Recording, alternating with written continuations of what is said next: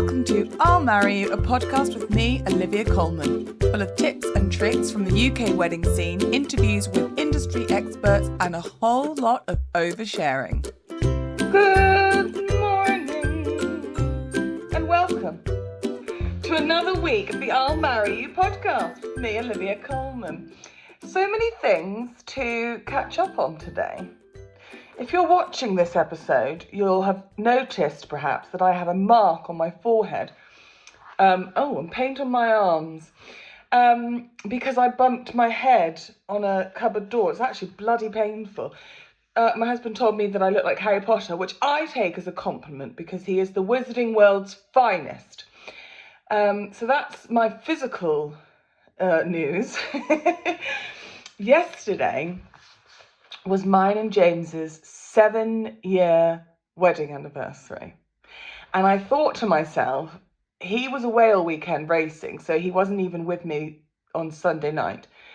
But I thought to myself, I'm not going to message him because, let's test him, see if he remembers. And then I woke up and I thought, don't be a bitch, Liv, So I sent him a video. I sent him our wedding video, the sort of short 2-3 minuter. And so then obviously he remembered.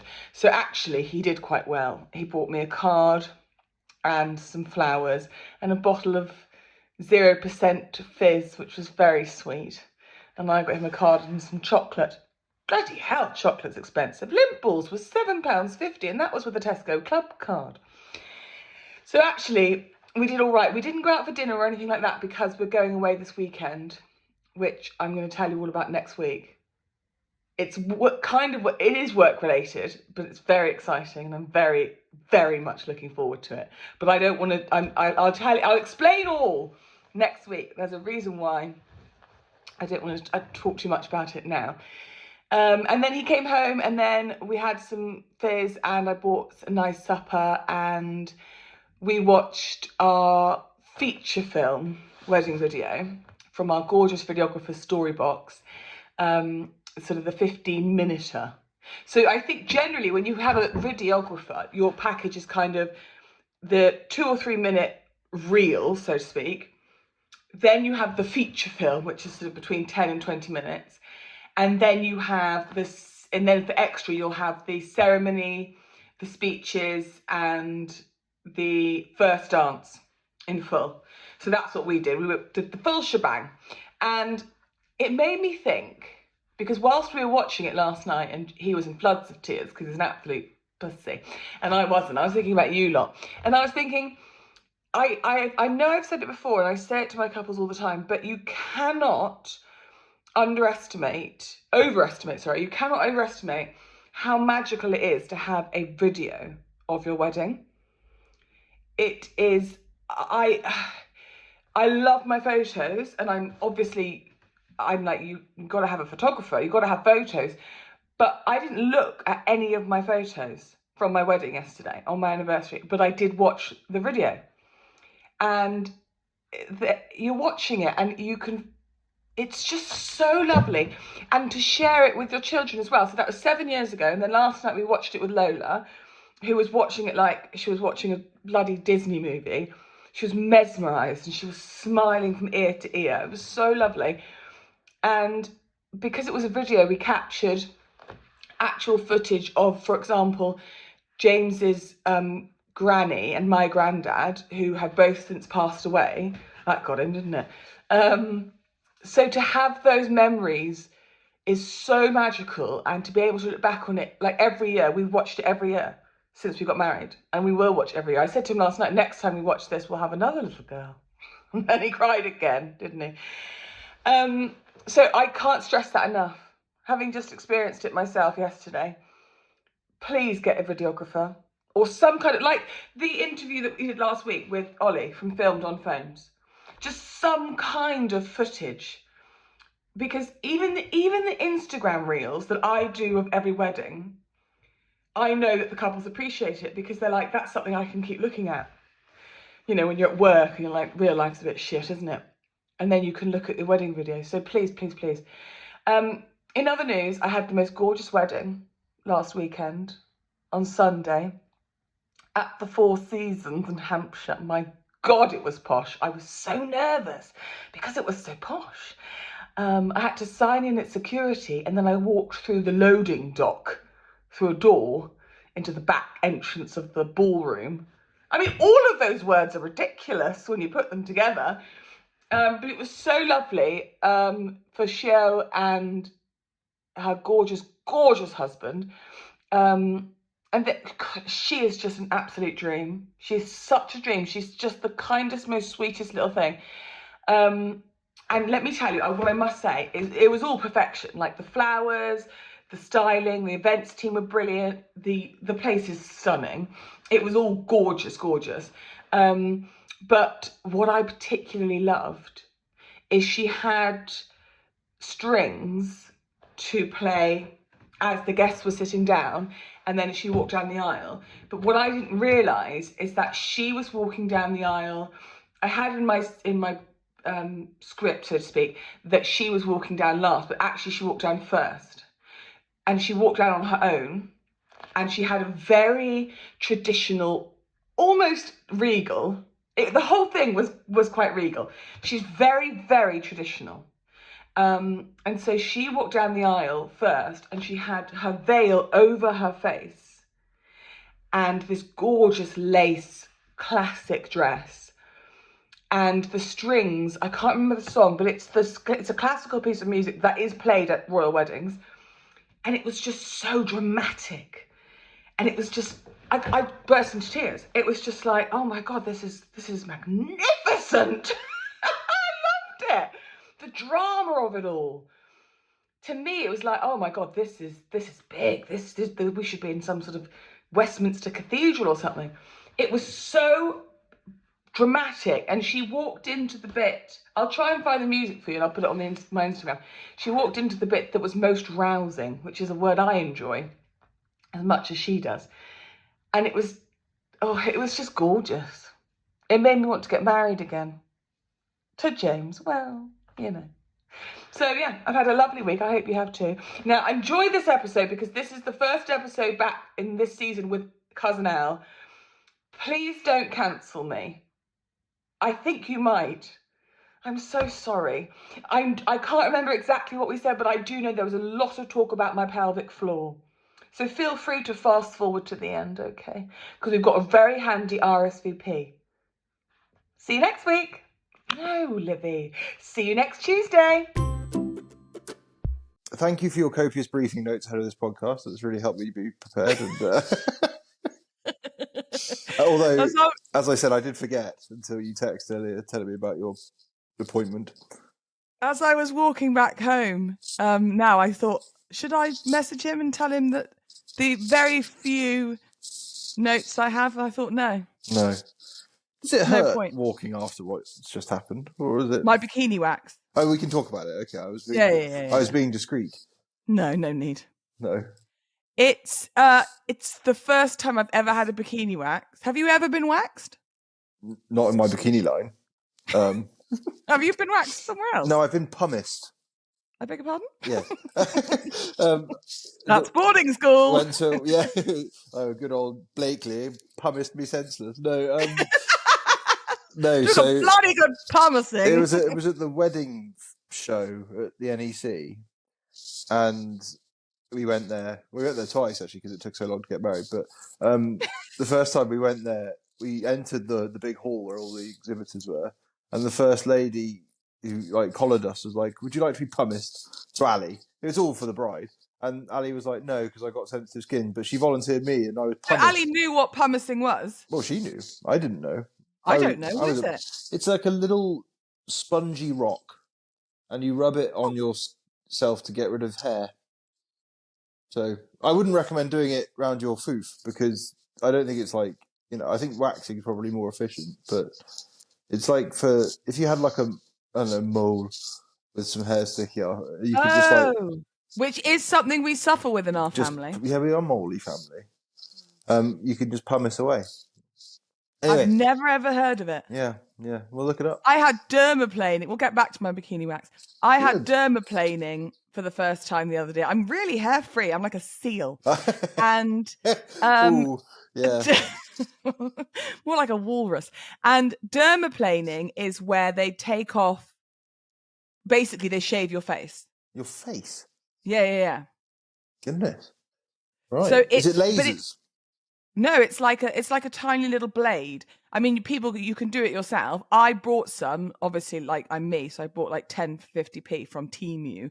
Yeah. And then JC found them, so he started doing his monobrow with them. So are they like a But razor? it's like a razor, yeah. It's like a very delicate little razor, and they put this cream on your face. You can see it. The videos of it on Instagram freak me out because these people look like they're wearing some sort of racist face paint, and then they shave it, and all this stuff all this hair, like, because you've got hair on your skin, hasn't you? That protects your skin. Yeah, but now you have nothing. You're just I'm free to the elements. You're like a piece of marble. So I went to my first bikini wax, and I'm not going to lie to you, I walked home lighter. Yeah. Was it? Have things become a bit native? Have they? I felt, well, I can't see it anymore. Oh, yeah, no, of course. Yeah, happy days. Because I'm pregnant, not because I'm blind. No, I knew that. Yeah. How is the pregnancy? You're glowing, wife. Or that just because you've dermaplaned your face? But I'm not. No, sure. no, the hair's going back on my face. No, I'm glowing because I just put some makeup on for you. Nice, good work. Thanks. Because we'll get back to my pregnancy. We've covered my bikini wax, then we'll get back to my pregnancy, and at some point we'll discuss weddings. Is this still what this podcast is about? Good, okay. Well, give or take. Yeah. Although someone said to me recently, I'm obsessed with your podcast. My favourite stuff is your off-topic smut. Is that us? Yeah, that's you. You're my smut. My one half of off-topic smut. Excellent. You're my smut. What was I saying? I don't know. Pregnancy? No. Going video. Yeah. So, producer Drew has convinced me that this season we're going on film. Oh, good. So I've got my own YouTube channel. Oh no, you're everywhere. Isn't that fun? You blow up my Insta. Are you on TikTok? Do you TikTok? No, I'm too old for TikTok. Do you TikTok? I don't TikTok. Do you tick of the talk? Ali has started TikToking, but she does it for like skincare and hair care tips and stuff, and follows all these people. It's yeah. I don't understand how it works. I see TikToks once they've been put onto Instagram. Yeah, sure. Because I'm a millennial. At this point, I don't know the difference between a reel and a TikTok and a Snapchat and a. Oh, I don't think anyone does Snapchat anymore. No. Do they not? Is that even a thing anymore? I'm still trolling around Bebo. You know. I'm still on MySpace. Oh, MySpace. I remember. Did I ever tell you I tried to chat up Lily Allen on MySpace? Oh, jeez. Just after she, like, I guess, released the record. Was that before or after you messaged Ryan Reynolds and asked him for a signed? That was for our wedding. That was going to be. No, that was recent. Yeah, no, this was. I was a young foolish man, and I must have been bloody, I don't know, 20 years ago maybe. But I messaged her like thinking she may reply. She was really pretty. I didn't know really who she was at the time. But I didn't really know how MySpace worked. Our lives went in different directions. It's fair to say. But, yeah. What did you say in your message? I honestly can't remember. It was something like, I don't know. What did you say? Music. ASL. Oh my God! ASL. Yeah, Age, sex, location. Yeah. The good old days. What would you put as your location? Well, what's that? I would. Why would I lie? Now you tit when you were younger. I don't know. Home. My dad's office. Yeah. Literally in the farm office on the dial-up internet. Age, sex, location, and someone said to me the other day, which really took me back, YOLO. Oh, YOLO, good stuff. Do you remember what it stands for? I do. You only live once. Yeah. Mm. So Ali's mum, bless her, she puts at the end of her messages, LOL, and it means to her it means lots of love. So there's some spectacularly good stuff out of context. She said, one of our friends has just died, LOL. And it's not fun, but my God. It is funny. It is funny. Today I was listening to Radio 2 and Giles, what's his name? He does daytime TV. No. Corin. He's the food critic, really grumpy. No, Giles, now we're showing our age, and also the fact that we're middle class. Yes, Giles is the one that's like a specialist in the English language, and he does like news stuff. He's brilliant. I don't know. Anyway, he was chatting and he was saying that they were talking about old stuff like telegrams. And he was saying to Zoe Ball that he was once at a party in America when singing telegrams were all the rage. Right. And he was at this party and someone came with a telegram and the hostess was like drunk and obnoxious and was like, you have to sing it. You have to sing it. And the boy's like, I really don't want to sing it. And she's like, you have to sing it. You got to sing. So he's like, I really don't want to. And she went on and on. And he went, fine. Tra-la-la-la, your sister Rosie is dead. No, that's a terrible turn of events. Oh, isn't it? Oh no. YOLO, unless you're Rosie. Yeah, well, no.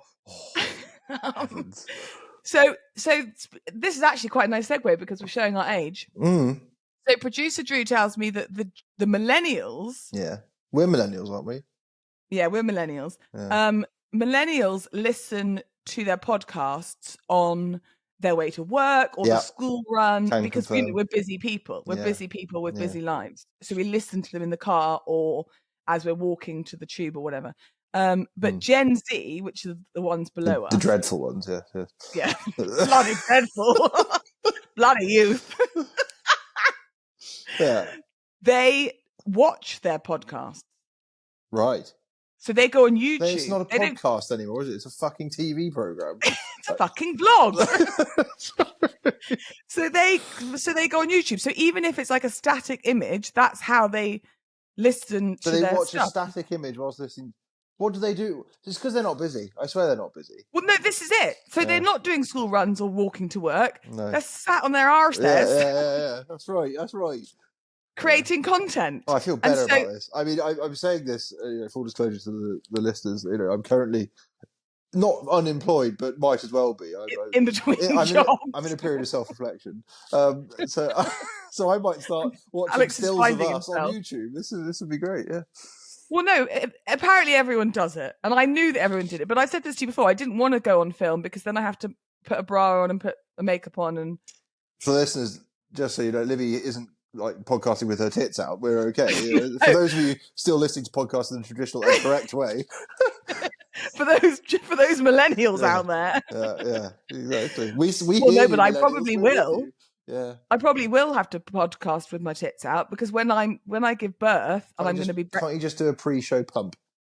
Come on. That's not how it works. If the baby's hungry, the baby's hungry. If the baby wants the tit. But surely, if you're organised, you can pump and then be ready to go whenever. Okay, do you know what? You have 2 fucking kids, and you come to me, and you try and be. It felt risky when I said that. I must say, I'm a working single mother. You're not single. You have a husband, the poor sod. That reminds me. We're segueing. It's too quick. It's quick fire. We're rapid. Okay, I love it. But I know I'll get back to that. My husband, but my current husband. He's still around. Yeah. Well, just. I've got so much to catch up on. I know. So we're going live. So we're going not live. We're going recorded. So I've got a YouTube channel. So this is going up. So this is why I've got this set up. Is this being filmed? Am I going to be visible? Yeah. And you're fuzzy, so people can't see how grey your hair is. I thought it was looking quite brown. It's getting really quite grey. I think handsome. It's not a bad thing because you're a handsome man. Yeah. All right. It's a burden. So so you will be on YouTube. 12 minutes of utter shite so far. We're doing well. Yeah. Go on. Let's go. Okay, so I don't have anything to talk to you about specifically. I was going to say I've exhausted my usefulness. Surely midway through season 1, some would say. Don't make me laugh because I'll pee myself. Is your pelvic a bit weak? That's a whole other thing. Yeah. No trampoline. What I will say is I went to a pelvic floor physio appointment. Right. I have something to say in a second, but you carry on. Okay. Yeah. And maybe before you comment on a female's pelvic floor, you should just think before you strengthen my own. It's like a heads up. Yeah. Heads up. So I went to this pelvic floor physio appointment as just, make sure everything's in working order before I pop another one out. Yeah. And I had no idea what to expect. In my mind, it was going to be like the generation. It was going to be like the generation game. Yeah. So I was going to get there and she was going to bring out a revolving trolley of different objects and just hand me one and I'd have to stick it up there and see if I can hold it. Here's the That's what I thought. That's what I thought it's going to be like. try this pencil. Now that would be some pretty spectacular pencil Saturday case. night television. The Price is Right, but with a vagina. A cuddly toy. I was terrified. Yeah. I was like, I had no idea what to expect. Anyway, we Start chatted small for with something like a lime or something, and then like a lime. Well, it was small, compact. Wouldn't it be easier to hold up something that was bigger? You tell me, sister. Anyway, so during this pelvic floor meeting, which is very weird because you talk about it, and then she's like, "Well, do you want to just like show? Do you want to show me?" I was like, all right then, love. But what does the floor look like? What would she be looking for? Know. Like an old house, like moth-bitten floorboards and My pelvic floor is not moth-ridden. If anything, it is a laminate. Yeah. No, it's like a pine, like an old pine. Oh, I love, class. It's a bit of woodworm, but who hasn't? It's actually a very serious issue that all females struggle with. Yeah. Okay. And you should be more sympathetic, and you should educate yourself on the pelvic floor. Yeah. Okay. Well, we go to Body Pump, as you know. You do, and you're the only man. No, there's a couple of chaps in Pump. Combat is where I'm still the lone survivor. Predator. That's you. But one of the exercises we did last night was balancing a weight bar on your hips and thrusting in the air. Yeah, I like that one. Would that strengthen my pelvic floor, or anyone's, in fact? Do you have a pelvic floor? Well, I don't know. I don't know if you have one. No. Does Alex have a pelvic floor? Does Cousin Al? Well, I once remember I said to James once, I think I've told you this, years ago, and I said, my throat was hurting, and he said, maybe you've got tonsillitis, and I said, I haven't got tonsils, have I? Because I've been taken out when I was younger, and he went, oh yeah, no, that's just boys. No, that's not. What the fresh? He's a fucking idiot. I was like, do you mean the Adam's apple? He's like, yeah. He got confused. Do boys have pelvic? I think that's like the different. I think that's where your gooch is. Yeah. Well, I have a gooch. Don't clip that bit, please. That's what the episode. That's what the episode could be called. I have a gooch. The tagline. I have a gooch. I have a gooch. The male pelvic floor muscles support the bladder and bowel and affect sexual function. So you do have them. Oh, okay. Well, in that case, after the 32 pulses, I reckon mine's like cast iron. It does help. I could hold up the car and give away on the Price is Right in there. The core does help with the pelvic floor. I think if you have them, it's not such a big deal because if you don't have children, basically you should in theory be fine. But if you have vaginal birth, I mean, you can imagine. Yeah. It's like when you've got an egg and you tap it and the yolk comes out. God. And that's what you're stuck with then. You can never sellotape that egg back up properly. The shell will always be cracked. Yeah. Anyway, my nurse who gave me the appointment, she had a pen that just said, no yolk. Don't ignore your pelvic floor. So I said to James, I was telling him about this appointment, and I was like, I came back and I got a free pen, mind. And it said, don't ignore your pelvic floor. Bit of Herefordshire coming out there. That's good. Yeah. He was really worried, and he went, what are you supposed to do with the pen? Write with it, you pervert. Yeah. Oh, crikey, you have had a time, haven't you? Yeah, I know. So that's my pelvic floor. That's my pregnancy. So we've covered pregnancy, pelvic floor, and bikini wax. Hang on, let me get back I'd say I'd call that lunch. Well, okay, what I was going to say to you earlier is that I heard on daytime TV the other day, because I'm into that now. Yeah. Now, like I wasn't always. I was going to say, yeah. Is that September is the most popular month for divorces. Well, that's cheery. I've got a few more days to cling on to. So, what is it, 23rd today? Yeah, 24th. That's true, actually. We've just got a few more days. 6 more days not to do anything too dreadful. And then... why do you think that is? I don't know. I guess people get what's that thing called where you struggle to adjust seasonally? SADS. Seasonal and adjustment disorder or whatever it is. Yeah. Maybe that's it. People are just like, something needs to change and it's not going to be the leaves on the trees. It's going to be my marriage, you know? They're just Not only will the leaves fall. Yeah. So will the institution that is our marriage. Yeah. No. So Maybe. they were saying that it's basically the kids go back. It's like a transitional time. So the kids go back to school. Yeah. Summer holidays are over. Yeah. You have time back to yourself as a couple and you reflect on it and you're like, actually, no, this is not what I want. This is very depressing. It is. For a wedding podcast, it does seem to be slightly, Yeah. But terrible month for business, September. Popular month to get married, interestingly. So it's kind of... It's a lot of pressure on September, I feel, in this. It's the 21st night of September. Yeah. But the gist is that people get divorced in September because they spent so much bloody time with their kids and their family in August. So it's the kids to blame, really.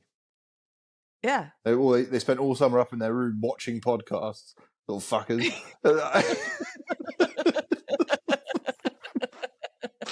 It's such a good segue. I know. It's the same as January is the most popular month for suicides. Wow. Because people spend so much time with their family at Christmas. Yeah. Well, good. Looking forward to January. If I make it through my marriage intact in September, always a good bit of suicide to look forward to in January. Have you been to any weddings this summer? Oh, God. No. Have we? No. We must have been to a wedding. I can't talk about something else and I'll come back to it if I remember. It's a wedding podcast. We've just spoken about your pelvic floor for 14 minutes. It's not a wedding podcast anymore. It's a sham. Not true. Spoken about my bikini line for a while. We must have been to a wedding. Come on. I've been to one this year, but when did we last speak? Like sort of April time, wasn't it? Yeah. We've spoken since that. We haven't fallen out, guys. Don't worry. I don't think we have. I have. Thanks for asking. Yes, yeah. Oh, yeah. Christ, someone's got to say something. Yes. How was your wedding? It was work for you, isn't it? I suppose. I had 12 in August. Blimey. I know. That is. Which I knew would be too much, but I hadn't anticipated being up the duff when I booked. No. And so it 12, was.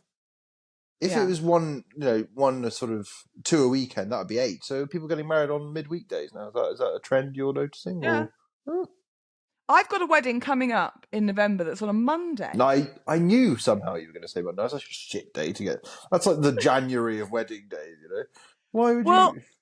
Because I said to her, I can't remember their exact reasons, but she said, like, to be honest, everything I think they planned it relatively last minute, and she was like, I always said to my couples, pick a weekday. We're going to get pissed no matter what. If you really want to be there and you still have to travel, okay, yes, realistically, picking a weekday wedding, you might have more guests unable to come. Yeah. But if they really want to be there, they'll make it. Yeah. Yeah, they'll make it. They'll book the day off if they don't want to go in hungover. They're adults; they can make that life choice for themselves. Sure. And because she booked it, I think she booked it relatively last minute. It means that she has like the full choice of suppliers because it's so rare to have a Monday wedding.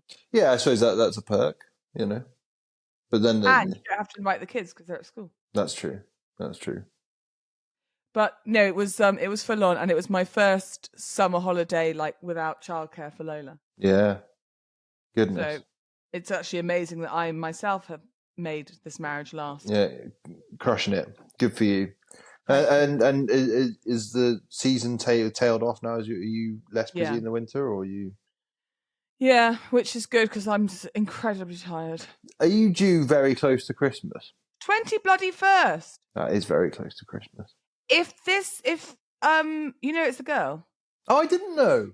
Oh, another girl. That's lovely. Congratulations. Know, another one of me. Yeah. If she doesn't arrive by the 24th, I'm crossing my legs and I'm keeping them crossed for at least 3 or 4 days. Yeah. I can't have a baby on Christmas Day. In fact, listeners / YouTube watchers, does anyone have a birthday on Christmas Day? Because I can imagine it's hell on earth. I know of one person who's born on Christmas Day. I know of one person and she's an arsehole. Oh, really? Yeah. She's got 364 days to wait for presents. I can't blame her, to be honest. But I think what we'll do is, unless she's early, which she's going to be, And she told then you. she kicked in Morse code. Yeah. She said, I'm ready. Is that in Spain they have this tradition where they celebrate birthdays like every 6 months. So they have if you're born in winter, you'll have a summer birthday. Like the Queen, sort of. Does she do that? She has 2 birthdays, Not doesn't anymore. she? No, well, no. I don't know. Maybe, or maybe she has she had like a special day. Yeah, a special. Every day is a special day when you're the Queen. I was going to say. She has good Mondays. I have to tell you this story. Okay. I think we've really talked enough bollocks, but I have to tell you this somewhat wedding related story and you are going to die. Go on. Okay, so I won't say who.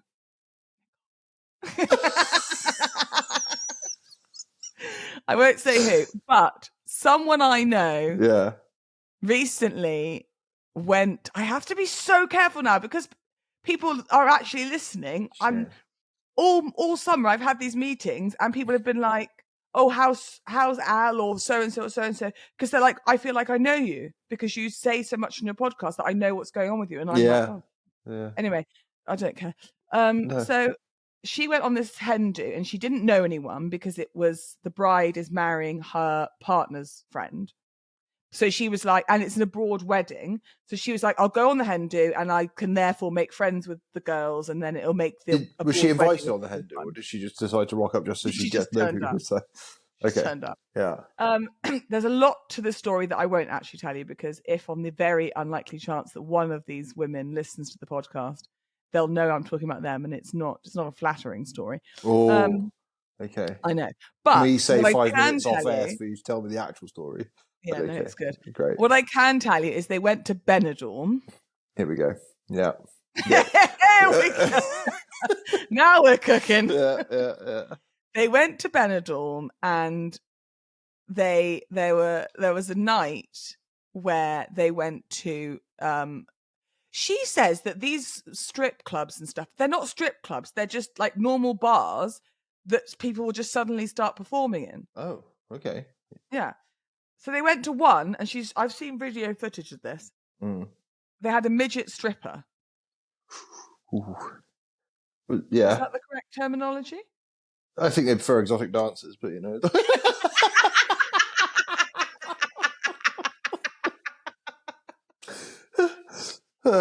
God, you're fun. So they had a midget stripper, and there's a video, and he's like got a towel around him, and then the bride like sits in the middle of the dance floor, and he just starts Bismarcking her. I don't know what that means. It doesn't sound good, but I don't know. I think I made Bismarck up. No. Because I've said it a few times and people don't know what it means. But I've known it for years. Presumably that means something terrible happened, I'm guessing, around your face area. And you're like, oh my Christ, I've been Bismarcked. Well, I'm going to Google this now. So we've got to be careful what you Google these days. Yeah. So I believe that to be Bismarcked is basically when a man just slaps you on the face with his penis. And I think it's really funny. If the little exotic dancer did that, presumably I'm Googling Bismarck.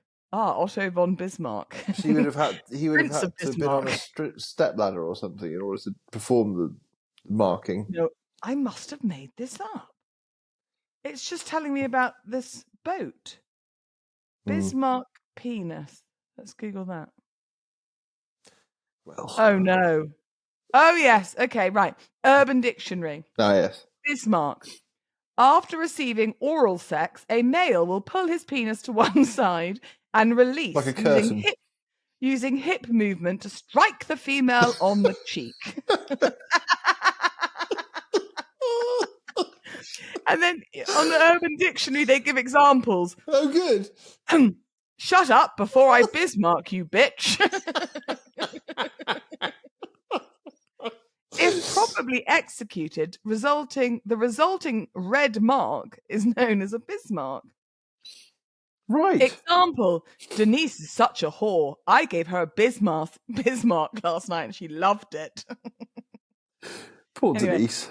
Right. So there's videos of this midget stripper Bismarcking this bride. Yes. That's one thing that happened. And then another thing that happened. Absorbing a lot of information. Yes. Well, there's a lot to go around. Yeah. Are you familiar with Sticky Vicky? Is she this mythical creature in like Malia, or is she in Benidorm? Then right. What do you think you know about Sticky No, Vicky? I only heard her name. My colleague told me that his friends went to Benidorm Sure. or went away, so he didn't. I don't think he specified Benidorm and met Sticky Vicky. Is she like a local lady who, like that lady in the Inbetweeners who sells ice creams and they think she does stuff to the kids or something? Is she? What on I earth don't are you know. talking about? Let's get back on. Yeah. Right, so Sticky Vicky Yeah. is like this fable, yeah, like you say, because she used to like basically, Careful. what's the right word? Eject. Eject. That's not the Things right from word her for anything. things from her vagina, like ping pong balls. Okay. Yeah, so that's the original Sticky Vicky. Right. But this is 2024. So when they went to this club in Benidorm, it wasn't Sticky Vicky. She's dead. It was Sticky Vicky's granddaughter. Oh. They Carrying on the they family. passed the baton. I don't know how we know where from. Yeah. So there's an actual video of my friend. Sticky Vicky goes up to her. Such an unfortunate name. It's like, do you remember at school I had that friend called Daryl who was also shaped like a barrel? Daryl, yeah, I remember Daryl. It's unfortunate when your name rhymes with something you look like. Yeah. So there's this video of my friend. Sticky Vicky walks up to her and like hands her something from her nun, and it's bunting of the Union Jack flag. And my friend grabs the end of the bunting, and Sticky Vicky like walks backwards, and this bunting just carries on coming out of her. Your camera's just turned off now because you're in absolute shock. I'm back. Sorry. Can you? I can't. I got so many questions. Does she have multiple flags up there depending on who she picks in the audience? Would be my first question. How many countries of the world does she have up there? Well, my first question was kind of that. My first question was like, does she start the show with? Is anybody English in the crowd? Bear with. Or does she like turn away and like, does she have like a prop table where she'll turn away and like quickly stuff 18 meters of flag? Yeah, and then that's the next prop to pull out because she can't have it. It can't be like Mary Poppins's handbag up there. No. She's gonna put like. I wonder if she has a pelvic floor specialist. I was just going to say, that's a very professional way of bringing it now, Victoria, around. I know who your grandmother was, but you must stop putting flags up there. Oh, it hurts. The baby hurts. I'm sorry. One day, my daughters are going to grow up and they're going to... They must never. My mum did a podcast They once. must never listen. No. Anyway, so that was my hen party story. That's something else. And she said that, I mean, I've never been to Benidorm, and I'm sure for some people like this crowd, it was their choice. But she said, like, she did not hear Spanish being spoken. She didn't see any Spanish food. No. I wouldn't like that. No, I think, being the worldly and cultural bastion that you are, yeah. No, I think you go to Benidorm for one reason, don't you? Not necessarily to be bismarcked by a midget, but, but to get a bit loose. Are you proud that I've just taught you a new word? Yeah. I'm not sure if I'll ever use it in context. Have you decided, have you remembered if you've been to any weddings yet? No, I don't think we have, since we did a couple early in the year and then we haven't. Ali's, we've had a couple of exciting engagements in Ali's friend group, which is nice. Well, have you told them about me? I think they're both having vicars. Why do posh people always have vicars? I know. Ali, one of Ali's bridesmaids is getting married next May, and it's already getting a bit tricky. Tell me. No, I can't. This not is here. Wedding gossip. Not here. No. No, because if she's engaged, she probably listens to the podcast. Let's be honest. Let's be honest. So I think Ali will have a work cut out. I'll just say that. Oh God. Yeah. And then so we've got a couple next summer, but no, it's been a bit dry on the wedding front. So I can't think of anything without thinking of. No, I know. It's terrible. Not dry on the Benidorm front. No. Well, you really can't offer me much then, can you? But I so enjoy our chats that, and they're the only episodes that James listens to. Oh. What a loyal husband he is. Do you know? Right, I'm going to tell you this and then I'll let you go. Okay. Do you mean fire me? Because there's been a lot of that this summer. I'm not very stable. No, I won't fire you. Okay. If anyone needs, I wasn't fired. Shall I ask if anyone's got a position vacant for you? I'm not sure if they listen to this, they'll offer me many jobs. To be honest. So, one of my brides said to me the other day, she messaged and she was like, I've been following you on Instagram for 2 years and I've only been engaged for 1 month. Oh, nice. And then, 2 days after we first spoke, her mum started following me, and I know that's always a good sign when the mum follows you as well. Yeah. And I said, she listens to the podcast, and I said, please don't let your mum listen to the podcast, because there's certain, I feel like mother's ears. Yeah, on my social media, that I have it's probably a little bit too honest, but there's a certain barrier there, but not on this podcast. No.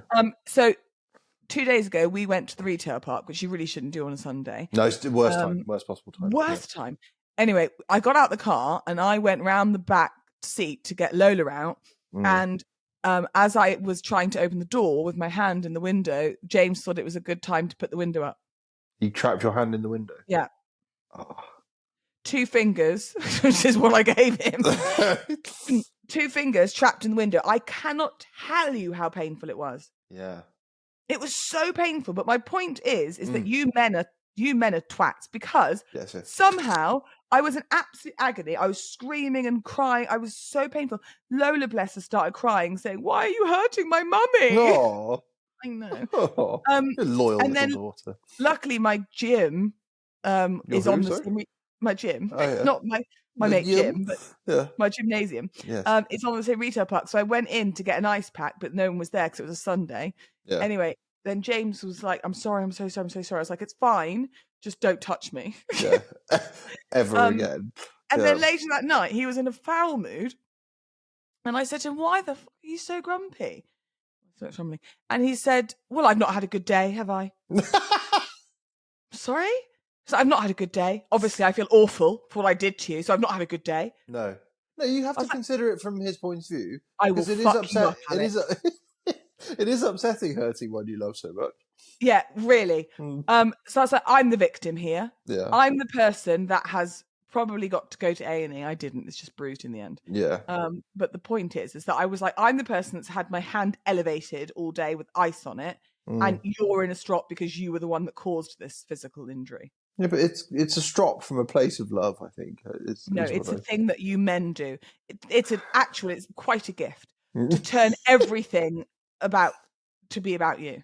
Yeah. Sounds about that. Anyway, we've got how many days have we got left of September? Okay. Cling on, James. Cling on. She's only got 3 fingers. It's okay. For the love of God, James, you can make it to next. It's only 1 week. Real quick, just before you go. There's a new series. I don't know if you haven't. The Perfect Couple? No, we've seen that. I'm halfway through. That's good. No, it's on Disney.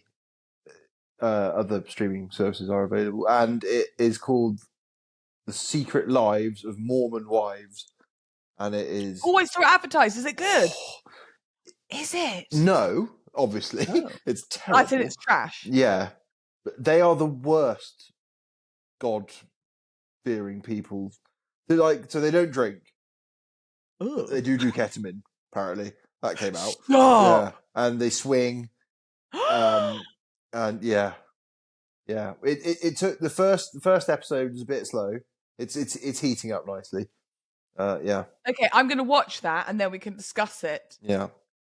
Because that's quite good. That's marriagey related. Well, most of them married and very young with lots of kids. But a couple of them are divorced. Big no-no in the church. But then again, I can't imagine ketamine's particularly popular. So, it's good. Thou shalt not divorce, but thou shall take enjoy. Horse tranquilizers. Yeah. Have I been cancelled? Have I? Is it over for me? So this week's RSVP, we have had a gorgeous DM from the lovely Beth. I assume she's lovely, as are all my listeners. And she writes, "Hi Olivia, I hope you can help, as I literally don't know who else to turn to. My mother-in-law has invited 3 people to our wedding next March without asking us or telling us, and they've all RSVP'd yes. What the hell do I do? Because I think it's really inappropriate, but my husband-to-be doesn't seem as fussed. Am I crazy and being silly, or am I reasonably upset? Oh, yeah. Okay. Lots of love, Beth. This is tricky. And actually, there are certain things I don't talk about on this podcast for fear that someone may one day listen. But I had the same thing.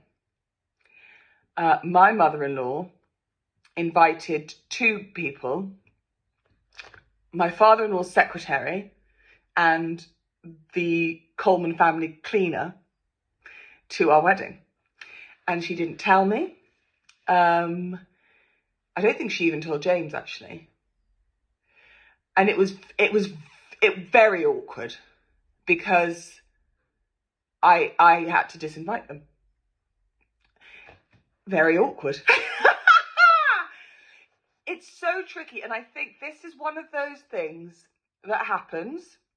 And it's one of those things that you need to navigate completely based on your personal situation. So if you are paying for everything, Beth, you and your husband or your family, I know it sounds sort of quite archaic, but I do think that if the people who are paying for it, I mean, above all, it's the couple getting married that have the final say, but it is trickier. If your in-laws are paying for it, they probably feel like they have a right to invite who they want. Regardless, they should ask you because it is your wedding day. And just for logistics' sake, just for seating charts and numbers and all the rest of it, for you to give caterers and things, because I doubt your mother-in-law would have rung the caterers if she did and changed the numbers then. Cray. So calm down. First of all, you're not mad or silly. You're absolutely allowed to feel your feelings, and your feelings are totally valid on this, because in my situation, I was fucking fuming. But so don't worry about that.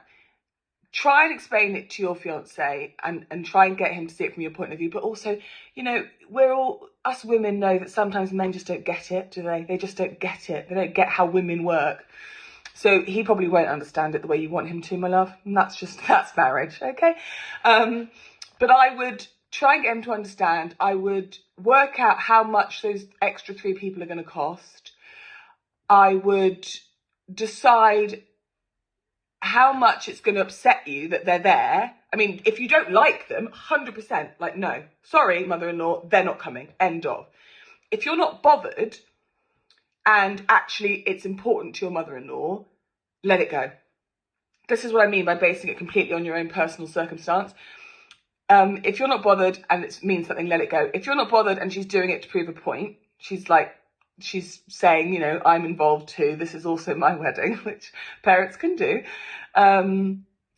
If you can be the bigger person, let it go. If you can't, like me, then just say, I'm really sorry, Karen. I assume that's her name. But I don't think it's appropriate that you invited people without asking me and your fiance first. And unfortunately, we don't have the space. There isn't the space in the venue. So she took it upon herself to ask them without your permission. So she's got to be the one to tell them they're not invited anymore. God, that's so difficult. But it has to be done. Be brutal. You're a bride, for God's sake. Be a bitch. Will you let me know how it goes? I'm concerned for you. Let me know. Good luck. Oh, my God. Thank you so much for listening. It really does mean the world. If you find this podcast even remotely helpful or moderately entertaining, share with all your friends and family. You can DM me any questions, queries, if you want to share any stories on the podcast Instagram at I'll Marry You Podcast. Get in touch. I want to hear all your tall tales. See you soon. I'll Marry You is a podcast by Olivia Coleman. The music is Mr. Sunnyface by Wayne Jones, and the show is produced and edited by Drew Toynbee.